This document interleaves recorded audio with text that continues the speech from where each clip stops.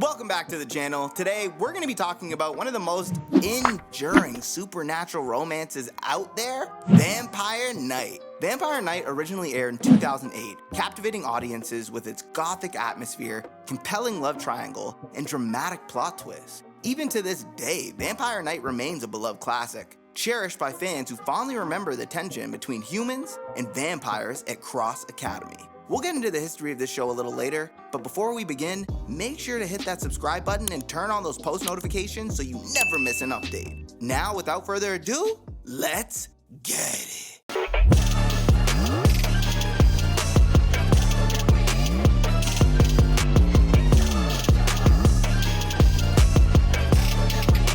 Vampire Knight is a Japanese shoujo manga written by Matsuri Hino, which was later adapted into an anime series produced by Studio Dean. The first season of the anime aired in Japan from April 8, 2008 to July 1, 2008.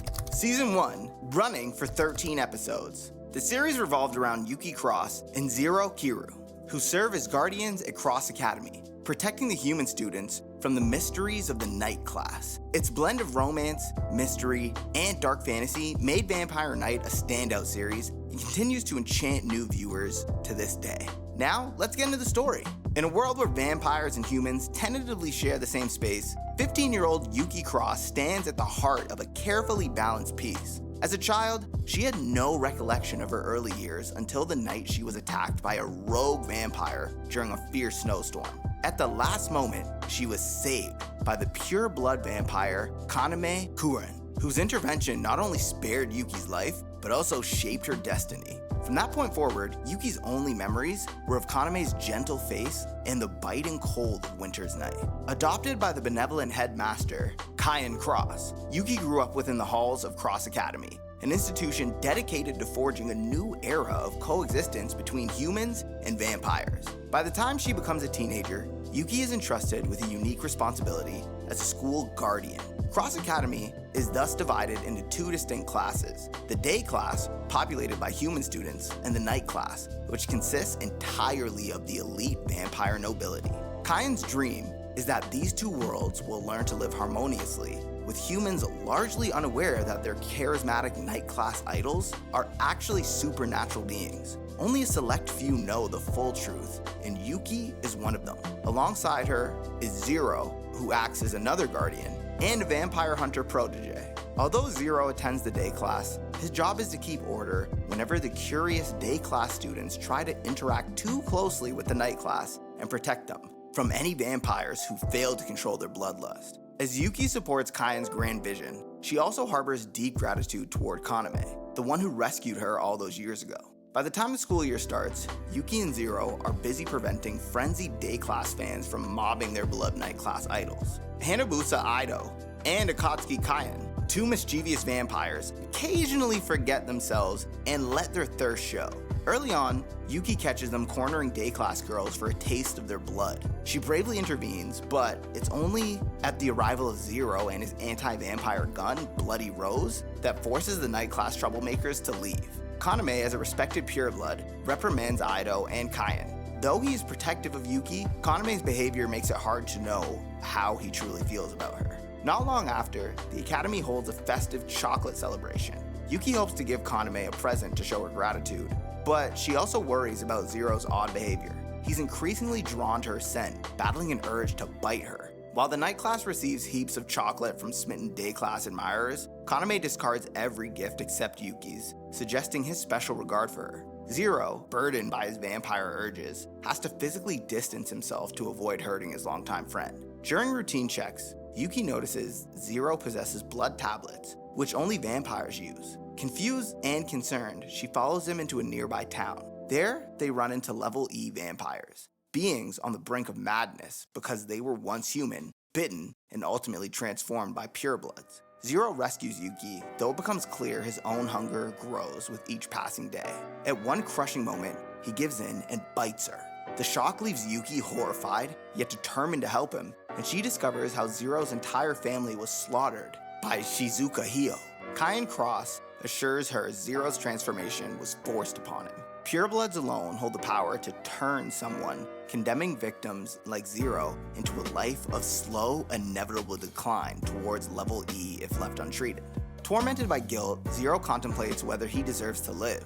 On more than one occasion, Yuki has to stop him from running away or ending his own life. Though he insists she should kill him if he loses control, she refuses, convinced that Zero can hold on to his humanity. Their teacher, Toga Yaguri, once Zero's mentor and a famous vampire hunter, arrives to assess whether Zero is too far gone. Despite pointing a gun at him several times, Yaguri ultimately wants Zero to choose survival over despair. When Zero finally accepts that he must live, Yaguri departs, leaving everyone uneasy but hopeful that Zero can fight his bloodlust. Meanwhile, the campus welcomes a strange new transfer student to the night class, Maria Kurenai. Her appearance sets people on edge, especially Zero. Kaname allows her to enroll, and while she seems frail, her gaze betrays a disturbing power. Soon, it's revealed that Marina is a vessel harboring Shizuka Hio's consciousness. Shizuka, the pureblood who destroyed Zero's family, is somehow orchestrating events from within Maria's body. She claims to want revenge on the Hunter Society and on vampires who wronged her in the past. Skipping ahead, a tense school ball approaches, where day class students will mingle with the night class in a rare joint event. Yuki, feeling pressured to look her best, accepts a gown from Kaname. During a quiet moment on the dance floor, he acknowledges how precious she is to him, but remains cryptic regarding his motives. At the same time, Zero tracks Maria to an abandoned dorm, suspecting that she is tied to Shizuka. When he confronts her, he can barely pull the trigger, as a pureblood's presence is able to stifle his will. Maria corners Yuki privately, demanding her blood in exchange for sparing Zero, or else Yuki must bring her Kaname's body. Cornered by this horrific choice, Yuki quietly resolves to do anything to save Zero from turning into a level E. Shortly after, these events come to a head. Shizuka abandons Maria's body and reverts to her real form, regaining her full powers. Yuki rushes to fulfill the twisted deal. She offers her blood to keep Zero safe. Shizuka, now in person, tries to force Zero under her control. He resists by deliberately shooting himself in the leg with Bloody Rose, snapping out of it. Wounded, but back in control, he fires at her, inflicting injuries, but not delivering a killing blow. It's at this point, Zero sees his estranged twin brother, Ichiru Kiru, once presumed lost, standing at Shizuka's side. Consumed by envy for Zero's abilities, Ichiru allied with Shizuka, who convinced him it was the only way to escape his own sense of inadequacy. Shizuka flees deeper into the academy, only to encounter Kaname.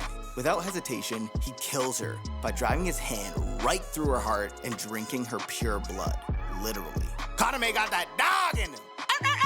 In her final moments, Shizuka remembers how the man she once loved, turned into a vampire by her bite, was unjustly executed by hunters. She had attacked Zero's family for revenge. Now, with the last of her strength, she crumbles to dust in front of Ichiru, who drinks some of her blood to preserve a piece of her power. Ichiru then confronts Zero, and both of them, seething with old resentments, are about to pop off. However, the immediate crisis is overshadowed by Zero's sudden collapse from blood deprivation.